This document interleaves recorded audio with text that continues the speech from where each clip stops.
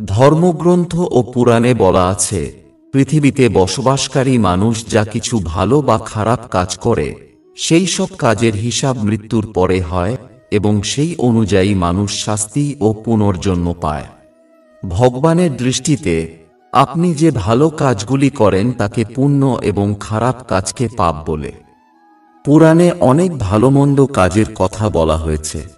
গরুড় পুরাণ এবং কথোপনিষদেও উল্লেখ করা হয়েছে যে মানুষের মৃত্যুর পর বিভিন্ন ধরনের পাপের জন্য তাকে কি কি শাস্তি দেওয়া হয়। আবার গরুড় পুরাণে উল্লেখ আছে যে মানুষ পৃথিবীতে যত পাপই করে সেই সব পাপের জন্য সে পালাক্রমে বিভিন্ন শাস্তি পায়। যমের ন্যায় বিচারে কোনো পাপের শাস্তি এড়ানো যায় না। গরুড় পুরাণে বলা আছে যে যারা ব্যভিচারী সম্পর্ক রাখে তাদের গরম লোহাকে আলিঙ্গন করতে হয়। যে পুরুষ তার গোত্রের কোনো নারীর সাথে সম্পর্ক রাখে তাকে নরকের অত্যাচার সহ্য করে হায়না বা গিরগিটির গর্ভে জন্মাতে হয়। যে ব্যক্তি কুমারী বা অল্পবয়সী মেয়ের সাথে যৌন মিলন করে তাকে নরকের কঠিন অত্যাচার সহ্য করে অজগরের গর্ভে জন্ম নিতে হয়।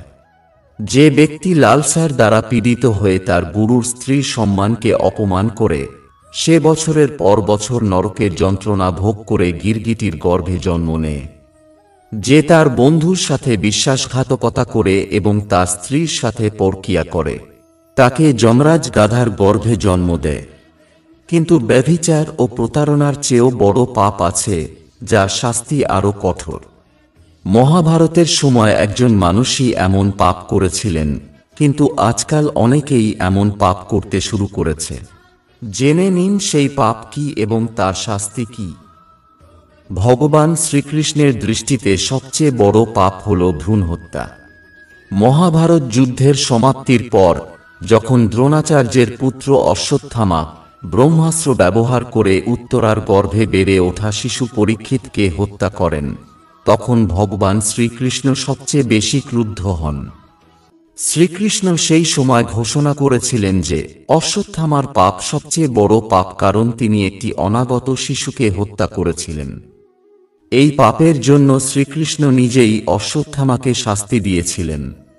শ্রীকৃষ্ণ অশ্বত্থামার মাথা থেকে চিন্তামণি রত্ন ছিনিয়ে নিয়ে তাকে অভিশাপ দিয়েছিলেন যে তুমি জন্ম দেখেছ কিন্তু মৃত্যু দেখতে পাবে না। অর্থাৎ যতদিন ব্রহ্মাণ্ড থাকবে ততদিন তুমি বৃদ্ধ হয়ে পৃথিবীতে বেঁচে থাকবে এবং কষ্ট পাবে। যে ব্যক্তি ভ্রূণ হত্যা করে তার জন্য সবচেয়ে কঠিন শাস্তির বিধান রয়েছে এবং এমন ব্যক্তিকে বহু যুগ ধরে এই শাস্তি ভোগ করতে হবে। তো বন্ধুরা, আজকের ভিডিও আপনাদের কেমন লাগলো কমেন্টে লিখে জানান। ভিডিও ভালো লাগলে লাইক, শেয়ার ও সাবস্ক্রাইব করতে ভুলবেন না।